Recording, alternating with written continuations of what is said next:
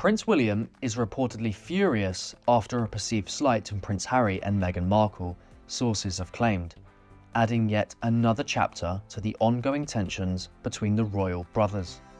According to insiders, the Princess of Wales took offence at the Duke and Duchess of Sussex for referring to his wife as Kate rather than Catherine in a get well soon message following her recent cancer diagnosis. I underwent major abdominal surgery in London, and at the time, it was thought that my condition was non-cancerous. The surgery was successful. However, tests after the operation found cancer had been present. Friends of the royal couple revealed that this seemingly small detail struck a deep nerve with William, who felt that the use of the name Kate was not just casual, but a deliberate slight.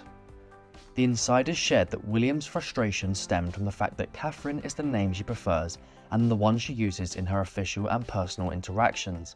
It's how she introduces herself and is the name that her close friends, family, and most importantly Prince William himself use when referring to her. Although the Princess of Wales was widely known as Kate during her school and university years, she made a conscious decision to transition to her full name, Catherine, as she stepped into royal life, particularly after marrying Prince William. This isn't just a matter of personal preference, it's also about respecting the identity she has chosen as part of her role within the royal family. Given this, William's friends believe that Harry and Meghan's decision to use the name Kate in their public statement was not just a minor oversight, but an entirely unnecessary and deliberate irritation.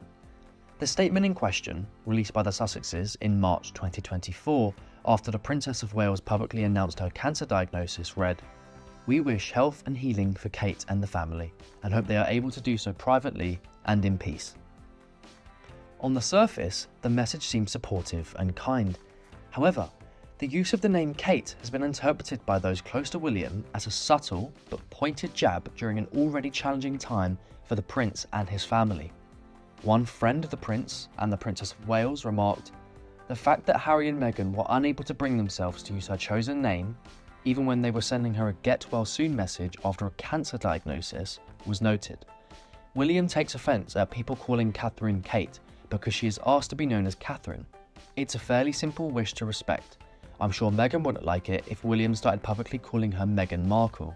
This friend further explained that while this issue might seem trivial to outsiders, it's one of those small but significant details that pushes William's buttons, and during a sensitive period as his wife battles cancer, this particular irritation seemed especially unnecessary and perhaps even calculated.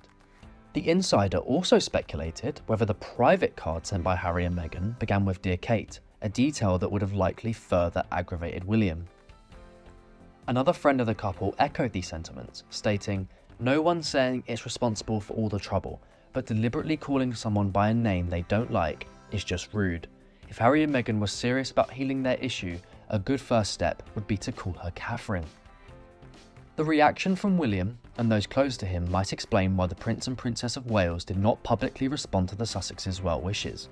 The ongoing tension between the two couples has been widely reported, with many royal observers pointing to incidents like this as evidence of a deep rift that still exists. Now, while some may view this as a minor issue, it does highlight the complexities and sensitivities involved in royal relationships, particularly when personal preferences are overlooked in the public eye. This also comes after the Sussexes have been criticised for their Colombia trip, with Angela Levin revealing her thoughts to GB News on the matter. The video opens with a shocking headline: "Prince William left furious with Harry and Meghan's rude Catherine cancer card." That's a heavy accusation. In this breakdown, we'll examine how the video unfolds, claim by claim, and question how much is sensationalism versus verified fact. Let's dive in. Immediately, it states that William was furious. The use of strong emotional language, furious, sets a dramatic tone. The video might show images of William looking stern or upset, news headlines, or quotes referenced to back up that reaction. But does it cite a direct statement or credible source? That's key to examine. Next, the video introduces the allegation that Harry and Meghan, or someone connected, used a cancer card directed at Catherine, calling that move rude. The narrative frames this as insensitive, a low blow. The video may show what the card looked like, offer snippets of the content, or quote critics. This part is central. Is the card real? How was it used? And under what circumstances? Then the video shifts to reaction, how William, royal circles, or the public allegedly responded. It may quote media sources, interviews, or commentators. The video likely amplifies reactions, anger, disappointment, to reinforce that the alleged card was offensive and damaging. In this section, the video will present supporting evidence, perhaps the card text, alleged leaks, insider statements, or investigative reporting. It may overlay the card image, show screenshots, or replay relevant lines. The intent is to make the claim more tangible. Here, the video leans on editing, slow transitions, close-ups of Catherine or William, dim lighting, dramatic music. These visual and audio cues elevate the controversy, they aren't neutral. They tell your emotions how to respond: indignation, sympathy, indignation again. To conclude, the video restates its thesis, that William is furious, the card was rude, and this incident adds another wrinkle to royal tensions. The final narration and visuals aim to leave you with a sense of wrongdoing, scandal, and emotional weight. So, did Harry and Meghan truly use a cancer card against Kate, and did William respond in fury? The video presents a dramatic case, but much hinges on interpretation, selective evidence, and emotional framing. Some aspects may be grounded in fact, but the narrative leaps are real.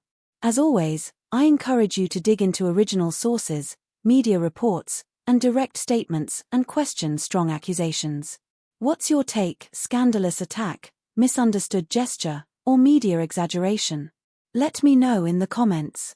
Angela, of course, you have had a nice history with Prince Harry, at least. You wrote his biography and so on and so on. What do you make of this tour in Colombia? What's it all about, really? It's all a bit strange, isn't it? Well, I think it's a nonsense. I think they're playing royals.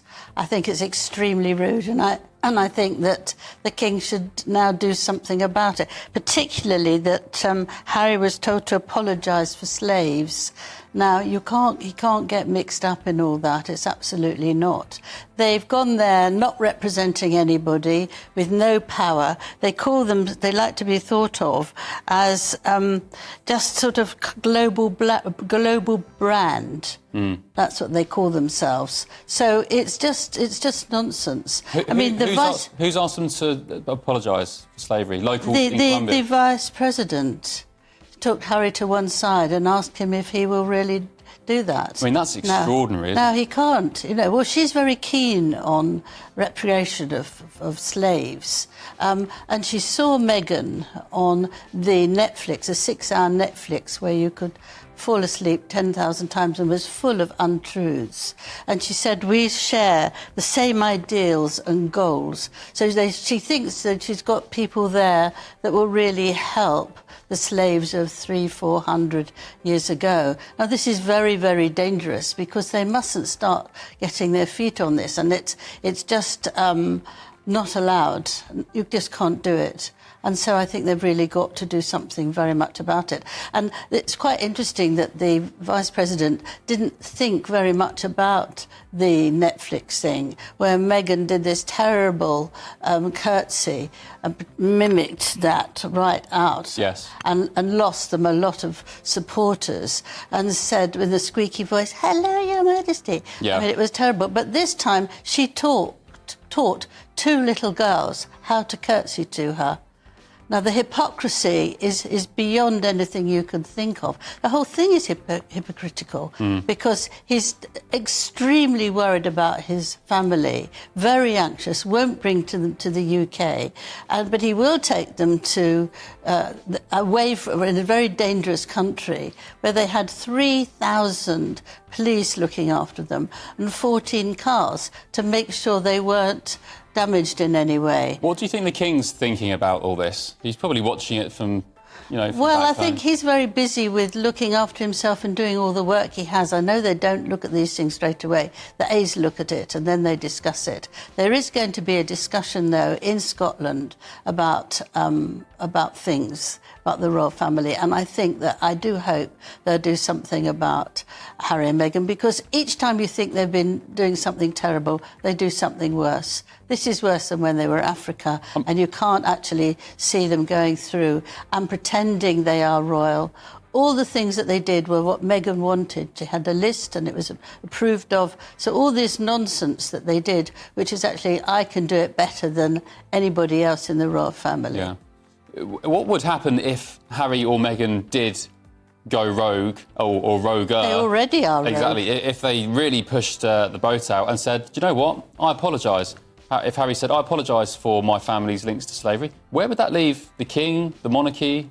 Well, it's a very difficult position, isn't it? You then say, but they have no power, they have no position. Harry has stepped down from the royal family in 2020. Yes, that's right. And so therefore you can't listen to them. But you can then have to have this argument where they say, yes, but he promised, he did say, he's your son. You know, it's very tricky. I think it's very, very hot and dangerous. And just briefly talking about the king, he is in, he's in a massive row, I guess, with his brother Prince Andrew, who's refusing to move out of Royal Lodge, a big sort of cottage/mansion in Windsor Great Royal Park. What's going on there? Well, it's got 30 rooms. Left, by the way. Yeah, 30 rooms in terrible condition. He has it there, but he hasn't got any money. King Charles pays $3 million to have people looking after him, protecting him, gives him $4 million a year so that he can live. But Andrew won't leave this home. He wants to stay there. Now, lots of people have to downsize. He refuses. It's now a big fight. After October, none of his protection people will be there. No money. So the king gives him money to live off, lets him live in Royal Lodge, and but now Andrew's refusing to go, so the king has said, right, no protection, no security. So Andrew is essentially, he's a squatter in Royal Lodge now, is he? Yeah, he will be. No, he's not a squatter because he signed a thing that he could stay there till later. But he had to do painting it every 2 or 3 years, and he had to look after it. And it's a terrible state. If you see pictures, they're shocking. Water coming through the ceiling and in a terrible condition. It needs a minimum of £7 million repairing. Goodness me. Well, families, Angela? Who'd have them? Who'd pick them? Thank you so much, Angela Levin. Okay.